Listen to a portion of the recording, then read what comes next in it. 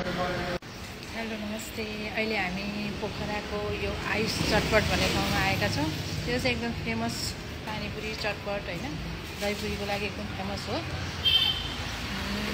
यहाँ चाहिँ एकदमै मिठो हुन्छ होइन। हजुरहरू पनि आउँदै गर्नु खानाको लागि।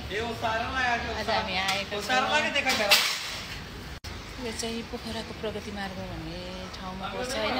हामी चाहिँ यहीँ पोखराको, त्यो कारणले गर्दाखेरि यो असाध्यै मिठो हुन्छ है। यहाँको चटपटहरू, पापडी चाट, पानीपुरी, त्यसपछि दहीपुरी, समोसा चाट, सबै भेराइटीहरू छ यहाँ। हेर्ने एकदमै सफा शान्त आनन्दको ठाउँहरू पनि छ, बस्नुको लागि पनि प्रशस्त ठाउँहरू रहेछ। अनि एकदम राम्रोसँग बनाउनुहुन्छ उहाँहरूले। एकदम मिठो पनि छ क्या, मैले पनि ट्राई गरेको, मिठो छ। हजुरहरू पनि आउनु होला आयुष चाटमा।